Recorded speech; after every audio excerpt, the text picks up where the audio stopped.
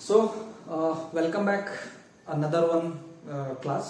So, in the last class we discussed about the lot of things like what are the inequalities in the inequality methods, inequality measure methods ಬಗ್ಗೆ ನಾವು already discussion ಮಾಡಿದ್ದೀವಿ. So ಇವತ್ತಿನ ಕ್ಲಾಸಲ್ಲಿ ಏನು discussion ಮಾಡ್ತಾ ಇದೀವಿ ಅಂದ್ರೆ GDP, NDP, GNP and NNP, GVA ಮತ್ತೆ ಹೀಗೆ ಹಲವಾರು ವಿಷಯಗಳನ್ನ ಈ ಕ್ಲಾಸ್ ನಲ್ಲಿ ನಾವು ಡಿಸ್ಕಷನ್ ಮಾಡ್ತಾ ಇದ್ದೀವಿ. ಸೊ ಬಹಳ ಬೇಸಿಕ್ ಇಂದ ಹೋಗ್ತೀನಿ, ಬಹಳ ಸ್ಲೋ ಆಗಿ ನಿಮ್ಗೆ ಹೋಗ್ತೀನಿ. ಸೊ ಸುಮಾರು ಸ್ಟೂಡೆಂಟ್ಸ್ಗೆ ಇದರಲ್ಲಿ ನನಗೆ ಕನ್ಫ್ಯೂಷನ್ ಇದೆ ಅಂತ ಗೊತ್ತಾಗಿದೆ, ಯಾಕಂದ್ರೆ ಸುಮಾರು ಜನ ಕ್ವಶನ್ ಗಳನ್ನ ಕೇಳಿದ್ದಾರೆ. ಯಾಕಂದ್ರೆ ನಿಮ್ಮ ಎಕ್ಸಾಮ್ ಅಲ್ಲೂ ಕೂಡ ಕ್ವಶನ್ ಬರ್ತಕ್ಕಂಥ ಸಾಧ್ಯತೆ ಇದೆ. ಸೊ ಒನ್ ಬೈ ಒನ್ ಆಗಿ ಇಲ್ಲಿ ನಾವು ನೋಡೋಣ. ಒಂದಿದು ಇಂಪಾರ್ಟೆಂಟ್ ಆಗಿ ಏನಿದೆ ಅಂದ್ರೆ ಒಂದೇದು GDP ಅಂದ್ರೆ ಗ್ರಾಸ್ ಡೊಮೆಸ್ಟಿಕ್ ಪ್ರೊಡಕ್ಟ್.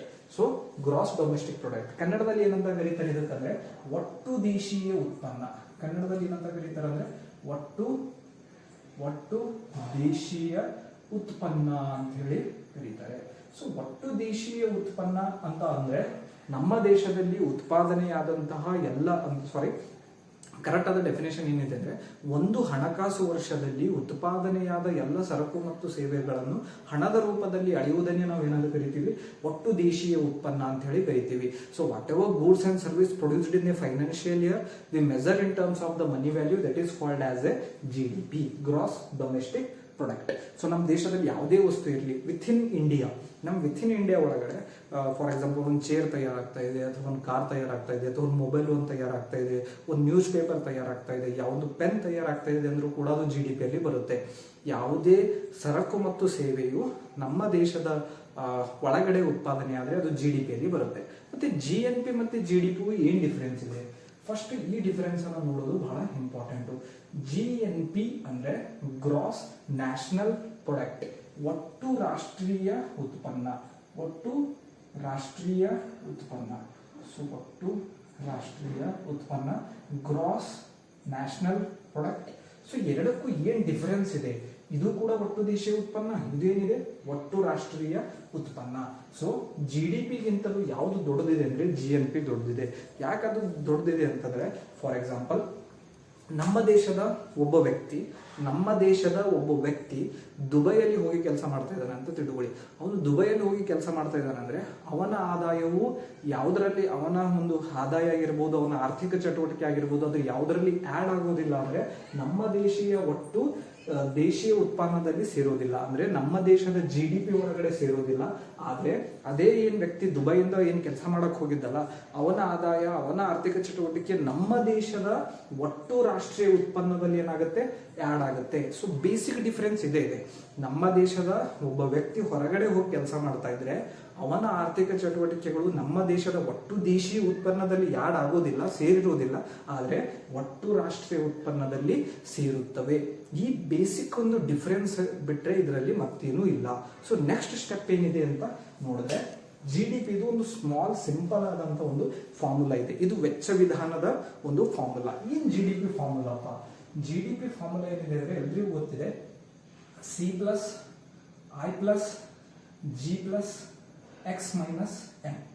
ಇದು ವೆಚ್ಚ ವಿಧಾನದಲ್ಲಿ ನಾವು GDP ನ ಈ ರೀತಿ ಮಾಪನ ಮಾಡ್ತೀವಿ. C ಅಂದ್ರೆ ಅನುಭೋಗ ವೆಚ್ಚ, I ಅಂದ್ರೆ ಹೂಡಿಕೆ ವೆಚ್ಚ, G ಅಂದ್ರೆ ಸರ್ಕಾರ ವೆಚ್ಚ, ಇದು ರಫ್ತು, ಮತ್ತೆ ಇದು ಆಮದು. X-M ನೆಟ್ ಎಕ್ಸ್ಪೋರ್ಟ್ ಅಂತ ಕರಿತೀವಿ. ಇಂಗ್ಲಿಷ್ ನಲ್ಲಿ ಇದಕ್ಕೆ ಏನಂತ ಕರಿತೀವಿ, ನಿವ್ವಳ ರಫ್ತು. ಸೊ ಇಲ್ಲಿ ನಿವ್ವಳ ಅಂತ ನಿಮ್ಗೆ ವರ್ಡ್ ಕಾಣಿಸ್ತಾ ಇದೆಯಲ್ವಾ, ನಿವ್ವಳ ಅಂದ್ರೆ ನೆಟ್ ಅಂದ ಹಾಗೆ. ನೆಟ್ ಅಂದ್ರೆ ಆಕ್ಚುಯಲ್, ನೆಟ್ ಅಂದ್ರೆ ಒಂದು ರೀತಿಯಲ್ಲಿ ನಾವು ಇದನ್ನ ಆಕ್ಚುಯಲ್ ಅಂತ ಕೂಡ ಕರಿಬಹುದು. ನೆಟ್ ನಿವ್ವಳ, ಸರಿಯಾಗಿ ಕರಾರುಕವಾಗಿ ಅಂತ ಕೂಡ ನಾವು ಕನ್ನಡದಲ್ಲಿ ಕರಿಬಹುದು. ನೀವು ಒಂದು ನೆನ್ಪಿಟ್ಕೊಳ್ಳಿ, ಈ ನೆಟ್ ನಿವ್ವಳ ಅಂತ ವರ್ಡ್ ಬಂದ್ರೆ ಸಮಥಿಂಗ್ ಏನೋ ಒಂದಿದೆ, ಅದು ಏನ್ ಮಾಡ್ಬೇಕಾಗಿದೆ, ನಾವು ಮೈನಸ್ ಮಾಡ್ಬೇಕಾಗಿದೆ. ಇದನ್ನ ನೀವು ನೆನ್ಪಿಟ್ಕೊಂಡ್ರೆ ಸಾಕು. ಸೊ ಇವಾಗ ನಾನು ನಿಮಗೊಂದು ಕ್ವಶನ್ ಕೇಳ್ತೀನಿ. ನಾನು ಹೇಳ್ದಲ್ಲ, ದುಬೈದ ಒಬ್ಬ ವ್ಯಕ್ತಿ ಹೋಗಿ ಹೊರಗಡೆ ಕೆಲಸ ಮಾಡ್ತಾ ಇದ್ದಾನೆ. ಅವನು ನಮ್ಮ ದೇಶದ ವ್ಯಕ್ತಿನೇ, ನಮ್ಮ ಭಾರತ ದೇಶದ ಒಬ್ಬ ವ್ಯಕ್ತಿ ದುಬೈಯಲ್ಲಿ ಹೋಗಿ ಕೆಲಸ ಮಾಡ್ತಾ ಇದ್ದಾನೆ. ಅವನ ಆರ್ಥಿಕ ಚಟುವಟಿಕೆ ನಮ್ಮ ಭಾರತ ದೇಶದ ಒಟ್ಟ ದೇಶೀಯ ಉತ್ಪನ್ನದಲ್ಲಿ ಆಡ್ ಆಗುತ್ತಾ ಅಥವಾ ಒಟ್ಟು ರಾಷ್ಟ್ರೀಯ ಉತ್ಪನ್ನದಲ್ಲಿ ಆಡ್ ಆಗುತ್ತಾ? ನಿಮಗೆ ಆನ್ಸರ್ ಗೊತ್ತಿದೆ, ಅದು ಒಟ್ಟು ರಾಷ್ಟ್ರೀಯ ಉತ್ಪನ್ನದಲ್ಲಿ ಆಡ್ ಆಗುತ್ತೆ. ಅಂದ್ರೆ GNP ಅಲ್ಲಿ ಏನ್ ಪ್ಲಸ್ ಇರುತ್ತಂದ್ರೆ net factor income from abroad, NFYA, net factor income from abroad ಅಂದ್ರೆ ನಿವ್ವಳ ವಿದೇಶಿ ಉತ್ಪಾದನಾಂಗ ಗಳಿಕೆ. ಸೊ ನಿವ್ವಳ ವಿದೇಶಿ ಉತ್ಪಾದನಾಂಗ ಗಳಿಕೆ ಅಂದ್ರೆ ನಮ್ಮ ದೇಶದ GDP ಒಳಗಡೆ ಒಂದು ವೇಳೆ, ಯಾಕಂದ್ರೆ ನಾವು ಅವನು ಹೊರಗಡೆ ಹೋದೊಂದು ಆದಾಯ ನಮ್ಮ GDP ಒಳಗಡೆ ಕನ್ಸಿಡರ್ ಮಾಡಿರ್ಲಿಲ್ಲ, ಒಂದ್ ವೇಳೆ ಅದನ್ನೇ ನಾವು ಕನ್ಸಿಡರ್ ಮಾಡಿದ್ರೆ ಪ್ಲಸ್ ಮಾಡಿದ್ರೆ ನಮ್ಗೆ ಏನ್ ಸಿಗುತ್ತೆ, GNP ಸಿಗುತ್ತೆ. ಸೊ ಬಹಳ ಸಿಂಪಲ್ ಆಗಿರ್ತಕ್ಕಂಥ ವೇಯಲ್ಲಿ ನಾನು ನಿಮ್ಮ ಕನ್ಫ್ಯೂಷನ್ ಅನ್ನು ದೂರ ಮಾಡಿದ್ದೀನಿ ಅಂತ ತಿಳ್ಕೊತೀನಿ. ನಮ್ಮ ಒಟ್ಟು ದೇಶೀಯ ಉತ್ಪನ್ನದಲ್ಲಿ ನಿವ್ವಳ ವಿದೇಶಿ ಉತ್ಪಾದನಾಂಗ ಗಳಿಕೆಯನ್ನ ಪ್ಲಸ್ ಮಾಡಿದ್ರೆ ನಮಗೆ ಏನ್ ಸಿಗುತ್ತೆ, GNP ಸಿಗುತ್ತೆ. ಒಂದು ವೇಳೆ GNP ಒಳಗಡೆ ಆ ವಿದೇಶಿ ವ್ಯಕ್ತಿಯ ಆದಾಯವನ್ನ ನಾವು ಮೈನಸ್ ಮಾಡಿದ್ರೆ ನಮಗೆ ಏನ್ ಸಿಗುತ್ತೆ, GDP ಸಿಗುತ್ತೆ. So net factor income from abroad ಅನ್ನ ಮೈನಸ್ ಮಾಡಿದ್ರೆ ನಮ್ಗೆ ಏನ್ ಸಿಗುತ್ತೆ, GDP ಸಿಗುತ್ತೆ. ಸೊ ಈ ಡಿಫರೆನ್ಸ್ ಅನ್ನ ನೀವು ಕರೆಕ್ಟ್ ಆಗಿ ನೋಟ್ಸ್ ಮಾಡ್ಕೋಬೇಕು ಅಂತ ನಾನು ಹೇಳ್ತೀನಿ. ನೆಕ್ಸ್ಟ್ ಏನಿದೆ ಅಂದ್ರೆ GDP ಗ್ರಾಸ್ ಡೊಮೆಸ್ಟಿಕ್ ಪ್ರಾಡಕ್ಟ್, ಒಟ್ಟು ದೇಶೀಯ ಉತ್ಪನ್ನದಿಂದ NDP. ಇಲ್ಲಿ ನೋಡಿ ಏನಿದೆ, ಇಲ್ಲಿ GDP, ಇಲ್ಲಿ NDP, net domestic product. So net ಅಂದ್ರೆ ಏನು, ನೆಟ್ ಅಂದ್ರೆ ನಿವ್ವಳ ಅಂದ್ರೆ ಹೇಳಿದ್ದೆ ಆಕ್ಚುಯಲ್. ಸೊ ನಿವ್ವಳ ನೆಟ್ ಆಕ್ಚುಯಲ್ ಏನೇ ಬಂದ್ರು ನಾವು ಏನ್ ಮಾಡಂತ ಹೇಳಿದ್ದೆ ನಿಮಗೆ, ಏನೋ ಒಂದಿದೆ ಅದನ್ನ ನಾವು ಏನ್ ಮಾಡಬೇಕಾಗಿದೆ, ಮೈನಸ್ ಮಾಡಬೇಕಾಗಿದೆ. ಸೊ GDP ಇಂದ NDP ಗೆ ನಾವು ಹೋಗ್ಬೇಕಂದ್ರೆ ಏನ್ ಮೈನಸ್ ಮಾಡಬೇಕು, ಯಾವಾಗಲೂ ನಾವು GDP ಇಂದ NDP ಹೋಗ್ಬೇಕಂದ್ರೆ ನಿವ್ವಳ ಇತ್ತಲ್ಲ, ಓಕೆ, ಯಾವಾಗಲೂ ನಾವು GDP ಇಂದ NDP ಹೋಗ್ಬೇಕಾದ್ರೆ ಸವಕಳಿ ವೆಚ್ಚವನ್ನ ಮೈನಸ್ ಮಾಡಬೇಕು. ಸವಕಳಿ ವೆಚ್ಚ ಅಂದ್ರೆ ಡೆಪ್ರಿಸಿಯೇಷನ್ ಕಾಸ್ಟ್. ಏನು, ಡೆಪ್ರಿಸಿಯೇಷನ್ ಕಾಸ್ಟ್. GDP ಇಂದ NDP ಗೆ ಹೋಗುವಾಗ ನಾವು ಏನನ್ನು ಮೈನಸ್ ಮಾಡಬೇಕು, ಸವಕಳಿ ವೆಚ್ಚವನ್ನು ಮೈನಸ್ ಮಾಡಬೇಕು. ಸೊ NDP ಅಂದ್ರೆ ನಿವ್ವಳ ದೇಶೀಯ ಉತ್ಪನ್ನ. ಸೊ ನಿವ್ವಳ ದೇಶೀಯ ಉತ್ಪನ್ನ. ಸೊ ಇದನ್ನ ನೀವು ಕರೆಕ್ಟ್ ಆಗಿ ಏನ್ ಮಾಡಬೇಕು, ನೆನಪು ಇಟ್ಕೋಬೇಕು. ಸೊ ಒಂದ್ ವೇಳೆ ನಿಮ್ಮ ಕ್ವಶನ್ ಕೇಳಿದ್ರೆ ಅಂತ ತಿಳ್ಕೊಳ್ಳಿ, GDP ಅವಾಗ ನೋಡಿ GDP ಇಂದ NDP ಹೋಗ್ತಾ ಇದ್ವಿ, ಸವಕಳಿ ವೆಚ್ಚವನ್ನು ಮೈನಸ್ ಮಾಡ್ತೀವಿ. ಅದೇ NDP ಇಂದ GDP ಹೋಗ್ಬೇಕಂದ್ರೆ ಪ್ಲಸ್ ಸವಕಳಿ ವೆಚ್ಚವನ್ನ ಮಾಡ್ತೀವಿ. ಅಂದ್ರೆ when we moving from NDP to GDP we add the depreciation cost. ಸವಕಳಿ ವೆಚ್ಚವನ್ನ ಇಲ್ಲಿ ಏನ್ ಮಾಡ್ತೀವಿ, ನಾವು ಆಡ್ ಮಾಡ್ತಾ ಇದ್ದೀವಿ. ಇಲ್ಲಿ ಪ್ಲಸ್ ಮಾಡಿದ್ದೀವಿ, ಇಲ್ಲಿ ಮೈನಸ್ ಮಾಡಿದ್ದೀವಿ. ಸ್ಟೂಡೆಂಟ್, ಎಷ್ಟು ಸಿಂಪಲ್ ಟಾಪಿಕ್ ಇದೆಯೋ ಇಲ್ಲಿಂದ ಕ್ವಶನ್ ನಿಮ್ಮ ಎಕನಾಮಿಕ್ಸ್ ಎಕ್ಸಾಮ್ ಅಲ್ಲಿ ಬರ್ತಕ್ಕಂಥ ಸಂಪೂರ್ಣ ಚಾನ್ಸಸ್ ಇದೆ. ನೆಕ್ಸ್ಟ್ ಏನಿದೆ ಕಾನ್ಸೆಪ್ಟ್ ಇನ್ನೊಂದು ಅಂತಂದ್ರೆ, ನೆಕ್ಸ್ಟ್ ಕಾನ್ಸೆಪ್ಟ್ ಮಾರ್ಕೆಟ್ ಪ್ರೈಸ್, ಮಾರುಕಟ್ಟೆ ಬೆಲೆ. MP ಅಂದ್ರೆ ಮಾರುಕಟ್ಟೆ ಬೆಲೆ ಅಂತ ಕರಿತೀವಿ ಕನ್ನಡದಲ್ಲಿ, ಮಾರುಕಟ್ಟೆ ಬೆಲೆ. FC ಅಂದ್ರೆ ಫ್ಯಾಕ್ಟರ್ ಕಾಸ್ಟ್, ಉತ್ಪಾದನಾಂಗ ವೆಚ್ಚ. Factor cost. ಓಕೆ, ಸೊ ಇವು ಜಸ್ಟ್ ಟರ್ಮ್ ನೆನ್ಪಿಟ್ಕೊಳ್ಳಿ, MP ಮತ್ತೆ FC. ಇನ್ನೊಂದು ಟರ್ಮ್ ಇದೆ, ಅದು ಯಾವುದು, NIT, net indirect tax. Net ನಿವ್ವಳ ಪರೋಕ್ಷ ತೆರಿಗೆ. ಸೊ ನಿವ್ವಳ ಪರೋಕ್ಷ ತೆರಿಗೆ. ಸೊ ತೆರಿಗೆ ಒಳಗಡೆ ನಾವು ಸಹಾಯಧನಗಳನ್ನ ಮೈನಸ್ ಮಾಡಿದ್ರೆ ನಮಗೆ ಏನ್ ಸಿಗುತ್ತೆ, ನಿವ್ವಳ ಪರೋಕ್ಷ ತೆರಿಗೆ ನಮಗೆ ಸಿಗುತ್ತೆ. ಸೊ ಯಾವಾಗ ನಾವು ತೆರಿಗೆಯನ್ನ ಯಾಡ್ ಮಾಡ್ತೀವೋ ಅವಾಗ ನಾವು ಮಾರುಕಟ್ಟೆ ಬೆಲೆಗೆ ಹೋಗ್ತೀವಿ.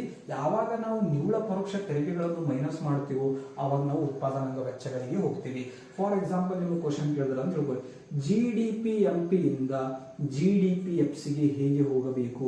GDP MP ಇಂದ GDP FC ಗೆ ಹೋಗ್ಬೇಕಂದ್ರೆ ನೋಡಿ ಏನ್ ಮಾಡ್ತಾ ಇದೀವಿ, MP ಇಂದ FC ಗೆ ಹೋಗ್ತಾ ಇದೀವಿ ಅಂದ್ರೆ ಮೈನಸ್ ನೆಟ್ ಇಂಡೈರೆಕ್ಟ್ ಟ್ಯಾಕ್ಸ್, ನಿವ್ವಳ ಪರೋಕ್ಷ ತೆರಿಗೆಯನ್ನ ಮೈನಸ್ ಮಾಡಬೇಕು. ಒಂದು ವೇಳೆ ನಿಮಗೆ ಎಕ್ಸಾಮ್ ಅಲ್ಲಿ ಕ್ವಶನ್ ಕೇಳಿದ್ರು ಅಂತ ತಿಳ್ಕೊಳ್ಳಿ, GDP FC ಇಂದ GDP MP ಹೋಗ್ಬೇಕಂದ್ರೆ ಏನ್ ಮಾಡ್ಬೇಕು, ಮಾರ್ಕೆಟ್ ಪ್ರೈಸ್ ಯಾವಾಗ ಹೋಗ್ತೀವೋ ಅವಾಗ ನಾವು ನೆಟ್ ಇಂಡೈರೆಕ್ಟ್ ಟ್ಯಾಕ್ಸ್ ಅನ್ನು ಏನ್ ಮಾಡ್ತೀವಿ, ಪ್ಲಸ್ ಮಾಡ್ತೀವಿ.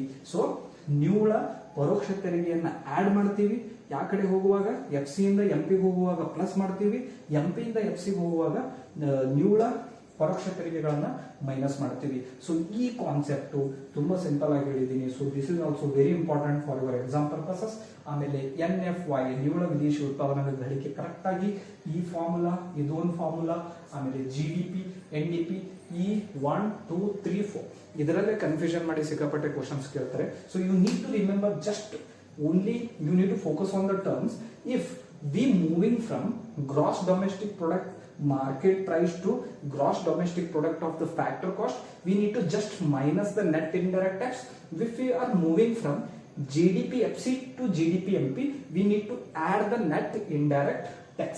If we we want to move from GDP to GNP, we need to add the net factor income from the abroad. If we are moving from GNP to GDP, we need to minus the net factor income from the abroad. This is the GDP formula, this is expenditure method formula. And whenever we are going from GDP to NDP, we need to just minus the depreciation cost. For example, ಇನ್ನೊಂದು question ಕೂಡ ಬರ್ಬೋದು, GNP ಇಂದ ಒಟ್ಟು ರಾಷ್ಟ್ರೀಯ ಉತ್ಪನ್ನದಿಂದ ನಿವ್ವಳ ರಾಷ್ಟ್ರೀಯ ಉತ್ಪನ್ನಕ್ಕೆ ಹೋಗುವಾಗ ನಾವು ಏನ್ ಮಾಡಬೇಕು, gross national product, net national product. So net word ಬಂದ್ರೆ ನಿವ್ವಳ ಅಂತ ಬಂದ್ರೆ ನಾನು ಏನ್ ಹೇಳಿದೀನಿ, ಜಸ್ಟ್ ಮೈನಸ್ ಮಾಡಬೇಕು. ಸೊ ಏನ್ ಮೈನಸ್ ಮಾಡ್ತೀರಿ, ಸವಕಳಿ ವೆಚ್ಚವನ್ನ ಮೈನಸ್ ಮಾಡಬೇಕು. ಅಂದ್ರೆ ಡೆಪ್ರಿಸಿಯೇಷನ್ ಕಾಸ್ಟ್ ಅನ್ನ ಇಲ್ಲಿ ನಾವೇನ್ ಮಾಡಬೇಕು, ಮೈನಸ್ ಮಾಡಬೇಕು. ನೆಕ್ಸ್ಟ್ ಇಂಪಾರ್ಟೆಂಟ್ ಏನಿದೆ ಅಂತಂದ್ರೆ, ನಿಮ್ಮ ಎಕ್ಸಾಮ್ ನಲ್ಲಿ ಇಲ್ಲಿಂದ ಕ್ವಶನ್ ಕೇಳಿದ್ದಾರೆ, GDP deflator. GDP deflator. So GDP deflator ಅಂತಂದ್ರೆ ನಾವು real GDP divided by nominal GDP. So ನಾವು ಇದನ್ನೇ ಏನಂತ ಕರಿತೀವಿ ಅಂದ್ರೆ GDP deflator formula, real GDP divided by the nominal GDP.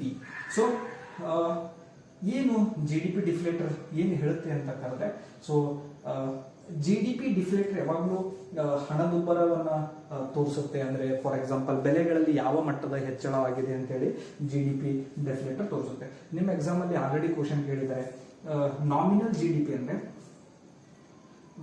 ಏನಂತ ಕರೀತಾರೆ, ನೈಜ GDP, ನೈಜ ಒಟ್ಟು ದೇಶೀಯ ಉತ್ಪನ್ನ, ಇದು ನಾಮಮಾತ್ರ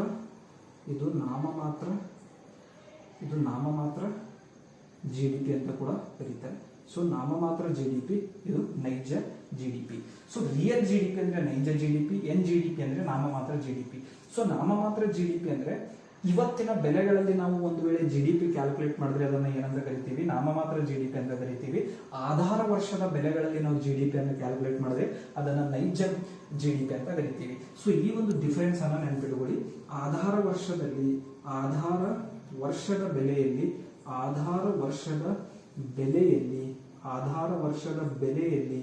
GDP ಕ್ಯಾಲ್ಕುಲೇಟ್ ಮಾಡಿದ್ರೆ ನಾವು ಅದನ್ನ ನೈಜ GDP ಅಂತ ಕರಿತೀವಿ. ಯಾವ ವರ್ಷದ ಬೆಲೆಯಲ್ಲಿ, ಆಧಾರ ವರ್ಷದ ಬೆಲೆಯಲ್ಲಿ, ಅದನ್ನು ನಾವು ರಿಯಲ್ GDP ಅಂತ ಕರಿತೀವಿ. ಒಂದು ವೇಳೆ ಇವತ್ತಿನ ಬೆಲೆಗಳಲ್ಲಿ ನಾವು GDP ಅನ್ನ ಒಂದು ವೇಳೆ ಅಳದ್ರೆ ಅದನ್ನ ನಾವೇನಂತ ಕರಿತೀವಿ, ನಾಮಮಾತ್ರ GDP, ನಾಮಿನಲ್ GDP ಅಂತ ಹೇಳಿ ಕರಿತೀವಿ. ಸೊ ಇಲ್ಲಿ ಏನ್ ಮಾಡ್ತೀವಿ, ಚಾಲ್ತಿ ಬೆಲೆಗಳು ನೆನ್ಪಿಡಿ, ಚಾಲ್ತಿ ಬೆಲೆಗಳು ಅಥವಾ ವಾಸ್ತವಿಕ ಬೆಲೆಗಳು ಅಂದ್ರೆ ಇಂದಿನ ಬೆಲೆಗಳು, ಚಾಲ್ತಿ ಬೆಲೆಗಳು, ವಾಸ್ತವಿಕ ಬೆಲೆಗಳು, ಈ ರೀತಿಯ ಆಪ್ಷನ್ಗಳು ಆಲ್ರೆಡಿ ನಿಮ್ಮ ಎಕ್ಸಾಮಿನಲ್ಲಿ ಈ ಕ್ವಶನ್ ಬಂದಿದೆ. ಚಾಲ್ತಿ ಬೆಲೆಗಳು ಅಥವಾ ವಾಸ್ತವಿಕ ಬೆಲೆಗಳಲ್ಲಿ ನಾವು ಒಂದ್ ವೇಳೆ GDP ಕ್ಯಾಲ್ಕುಲೇಟ್ ಮಾಡಿದ್ರೆ ಅದನ್ನ ನಾವು ಏನಂತ ಕರಿತೀವಿ, ನಾಮಿನಲ್ GDP ಅಂತ ಕರಿತೀವಿ. ಆಧಾರ ವರ್ಷದ ಬೆಲೆಯಲ್ಲಿ ಕ್ಯಾಲ್ಕುಲೇಟ್ ಮಾಡಿದ್ರೆ ಅದನ್ನ ನಾವು ಏನಂತ ಕರಿತೀವಿ, ರಿಯಲ್ GDP ಅಂತ ಕರಿತೀವಿ.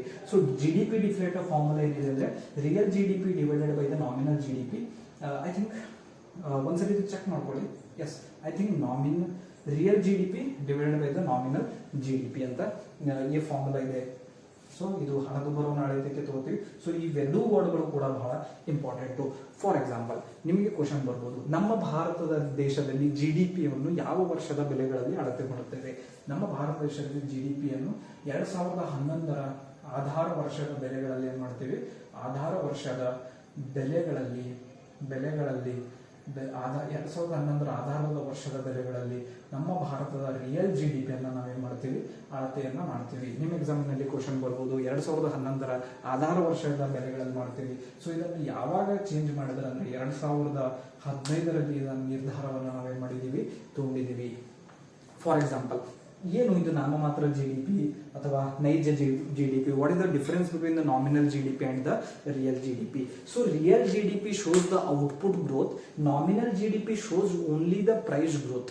ಸೊ ಬೆಲೆಗಳಲ್ಲಿನ ಬದಲಾವಣೆಗಳು ಮಾತ್ರ ನಾಮಮಾತ್ರ GDP ತೋರಿಸುತ್ತೆ, ಆದರೆ ನಿಜವಾದ ಪ್ರಗತಿ ಎಲ್ಲಾಗಿದೆ ಅಂತ ಯಾವ್ದು ತೋರಿಸುತ್ತೆ ಅಂದ್ರೆ ಯಾವುದು, ರಿಯಲ್ GDP ತೋರಿಸುತ್ತೆ. ಸೊ ಇದೊಂದು ಬೇಸಿಕ್ ಡಿಫರೆನ್ಸ್ ನೀವು ನೆನ್ಪಿಟ್ಕೊಳ್ಳಿ. ಸೊ ಇನ್ನೊಂದು ಸ್ವಲ್ಪ ವಿವರಿಸಿ ಹೇಳ್ಬೇಕಂದ್ರೆ, ಫಾರ್ ಎಕ್ಸಾಂಪಲ್ ನಾವು ಆಧಾರ ವರ್ಷದ ಬೆಲೆಗಳಲ್ಲಿ ಯಾಕೆ ನೈಜ GDP ಅಂತ ಕರಿತೀವಿ ಅಂದ್ರೆ, ನಾವು ಬೆಲೆಯನ್ನ ಅಷ್ಟು ಗಮನ ಹರಿಸೋದಿಲ್ಲ. ನಾವು GDP ಮುಖ್ಯವಾಗಿ ಏನು ನೋಡ್ತೀವಿ ಅಂದ್ರೆ ಔಟ್ಪುಟ್ ಅನ್ನ ನೋಡ್ತೀವಿ.